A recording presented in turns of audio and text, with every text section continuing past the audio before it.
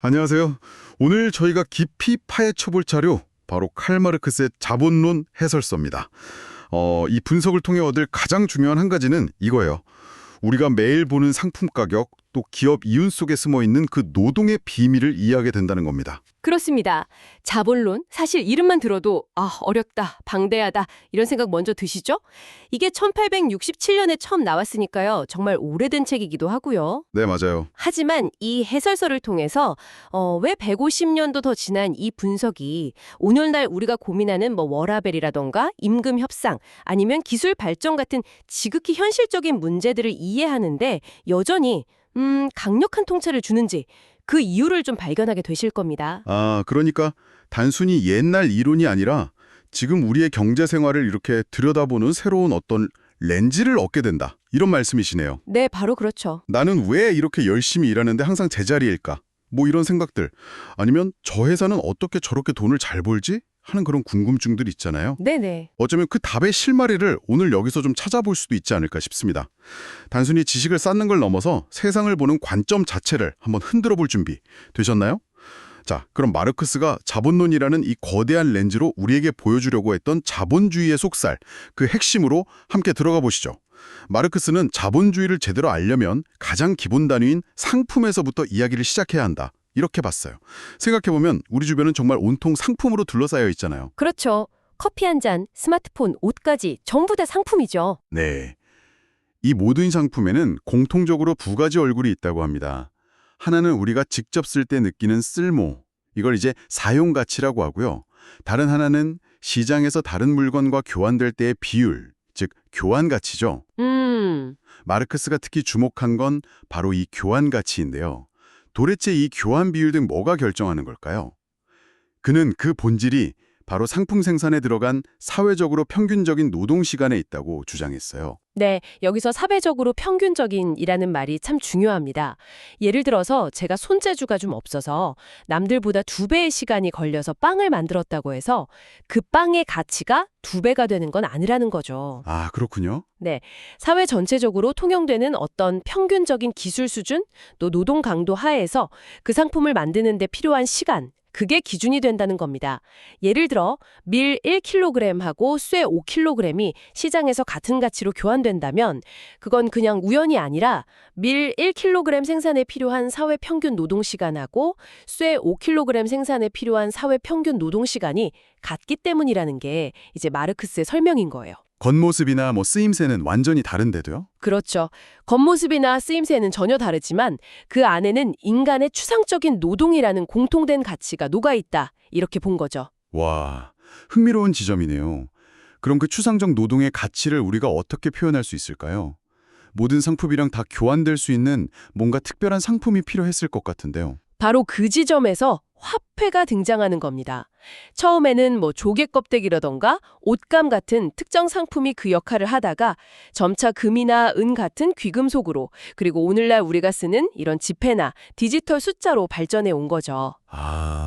결국 화폐는 모든 상품의 가치를 대변하고 또 교환을 쉽게 만들어주는 맞는 상품인 셈입니다. 만약에 밀 1kg이 100원이라면 그 100원은 밀 1kg 생산에 투입된 사회적 평균 노동 시간을 화폐 형태로 보여주는 것이다. 이렇게 마르크스는 해석을 한 거죠. 그렇군요. 이 이야기를 듣는 당신, 오늘부터 마트나 아니면 온라인 쇼핑몰에서 가격표를 볼 때요. 잠깐 이런 생각을 해보는 건 어떨까요? 이 9,900원짜리 티셔츠 뒤에는 이걸 만들려고 얼마나 많은 사람들의 얼마만큼의 노동시간이 들어갔을까? 네. 단순히 내가 내야 할 돈의 액수가 아니라 그 상품이 내 손에 오기까지 거쳐온 그 보이지 않는 노동의 과정을 한번 상상해보는 거죠.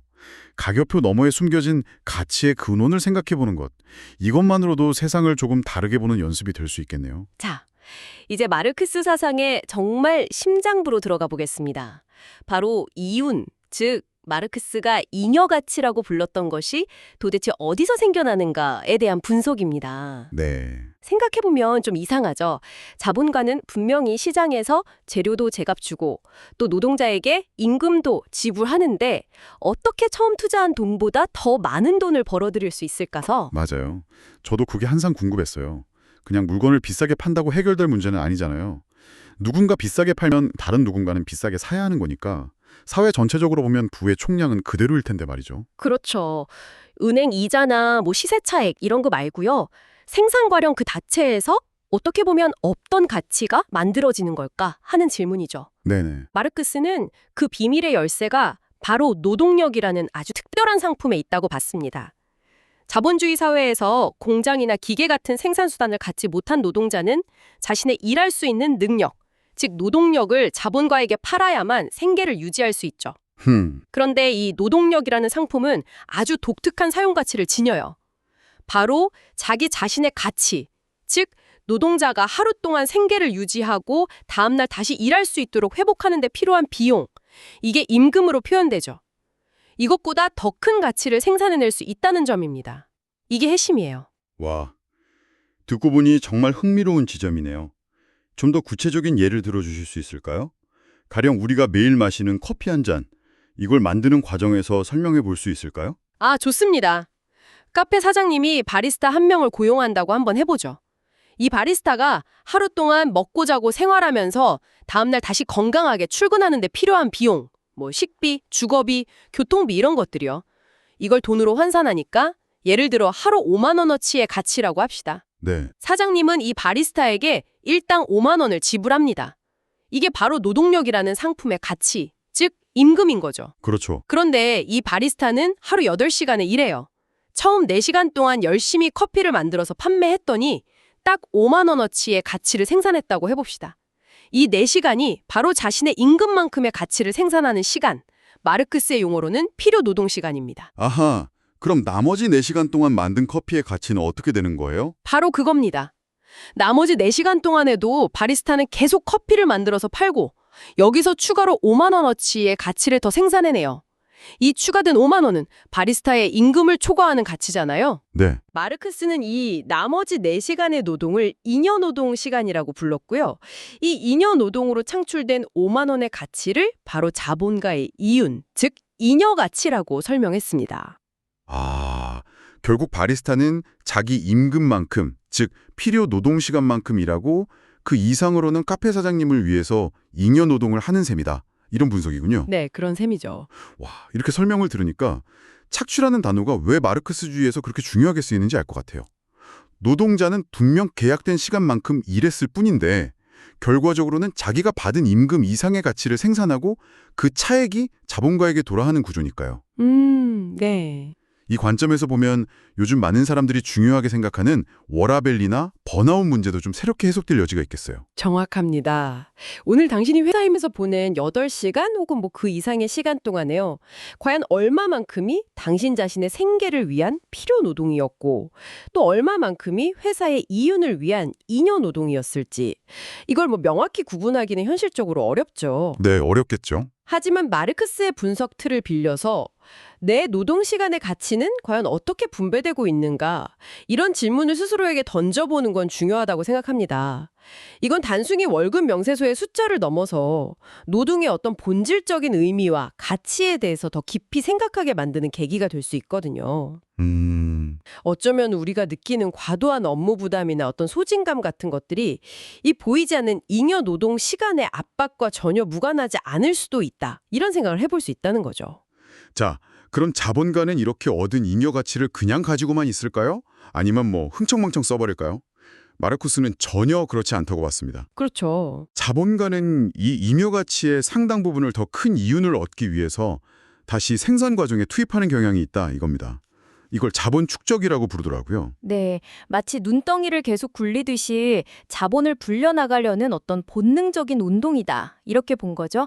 자본주의 시스템 자체가 더 많은 이윤을 향해서 끊임없이 달려가는 구조라고 본 겁니다. 그렇다면 이 잉여 가치, 즉 이윤을 더 늘리려고 자본가는 구체적으로 어떤 방법을 쓸까요?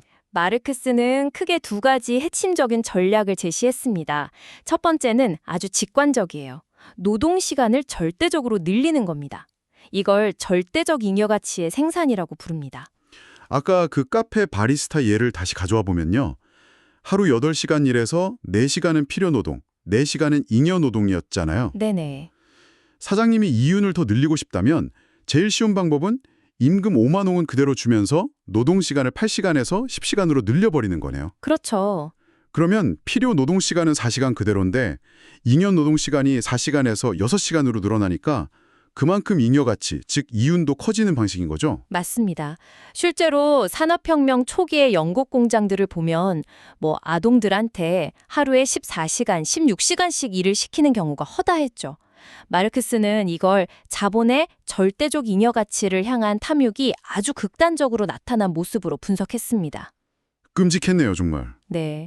물론 노동자들의 저항, 예를 들면 노동조합 운동이라던가 단체 행동, 그리고 정부의 법적 규제, 공장법 제정 같은 것들이요. 이런 것들 때문에 무작정 노동시간을 늘리는 데는 한계가 생기기 시작했습니다.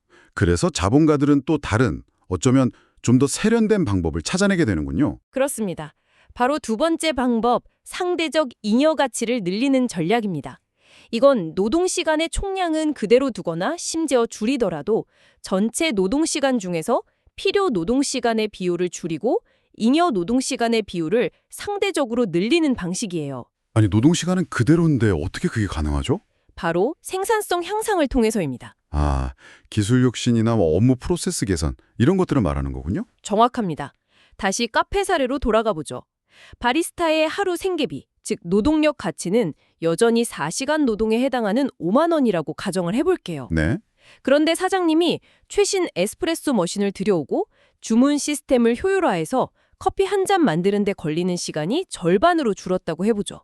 즉 생산성이 2배 향상된 겁니다. 오, 그러면 바리스타가 자신의 임금 5만 원에 해당하는 가치를 생산하는데 예전에는 4시간, 즉 필요 노동시간이 걸렸지만 이제는 단 2시간이면 충분해지는 거죠. 와. 그럼 만약 바리스타가 여전히 하루 8시간을 일한다면? 필요 노동시간은 4시간에서 2시간으로 줄어들고 잉여 노동시간은 원래 4시간이었는데 6시간으로 늘어나는 거네요. 그렇죠. 노동시간은 똑같은데 이윤이 더 커지는 마법 같은 일이 벌어지네요. 바로 그것이 상대적 잉여 가치의 핵심입니다. 기술 혁신, 분업 강화, 노동 강도 증대 등등 생산성을 높이는 모든 방법이 결국은 필요 노동 시간을 단축시키고 잉여 노동 시간을 늘려서 자본가의 이윤을 증대시키는 효과를 가져온다는 분석이죠. 혹시 러다이트 운동이라고 들어보셨어요?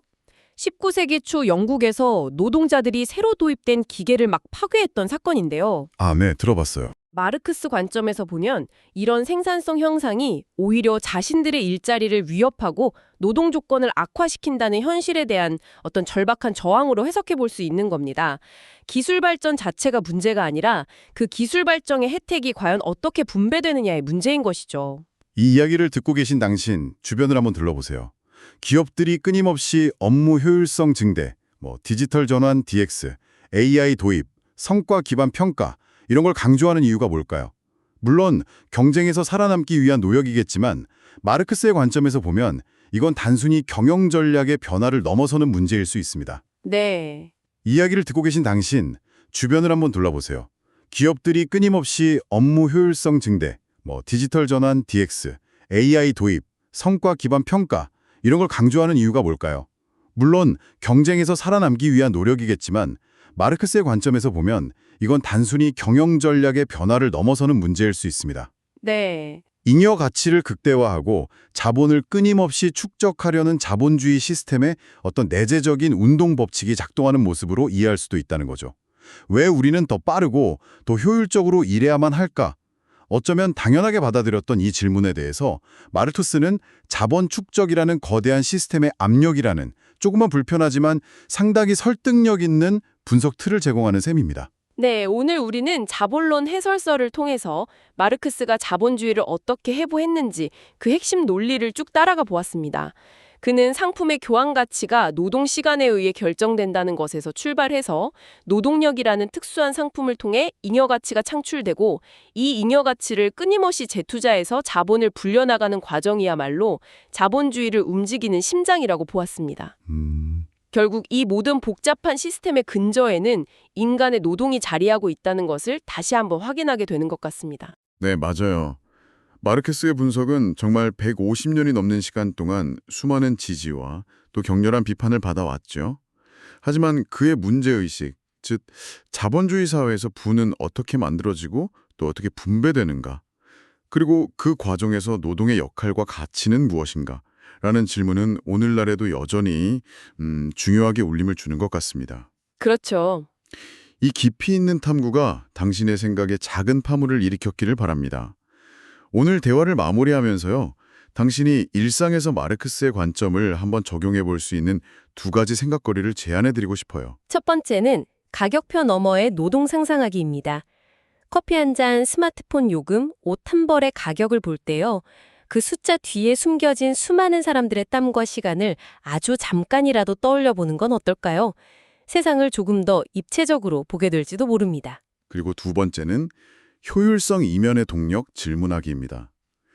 회사나 사회가 더 빠르게 더 많이를 외칠 때 이 효율성 증대가 과연 누구를 위한 것이고 그 결과는 또 어떻게 분배되고 있는가 하고 마르크스가 던졌던 질문의 맥락에서 한 번쯤 생각해 보는 겁니다. 물론 마르크스의 분석이 오늘날의 이 복잡 다단한 경제 현실을 모두 다 설명할 수는 없을 겁니다.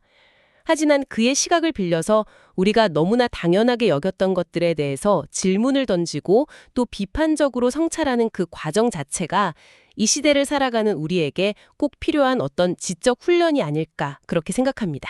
네, 오늘 저희가 준비한 이야기는 여기까지입니다. 마르크스의 자본론, 이러는 이 거대한 산맥을 함께 넘으면서 당신의 지적인 풍경이 조금 더 넓어졌기를, 그리고 세상을 이해하는 또 다른 창을 발견하셨기를 바랍니다. 부디 이 생각의 여정이 당신의 내일을 조금 더 풍요롭게 만들기를 응원하면서요. 저희는 다음 시간에 더 흥미로운 지식과 통찰로 다시 찾아뵙겠습니다. 편안한 하루 보내세요.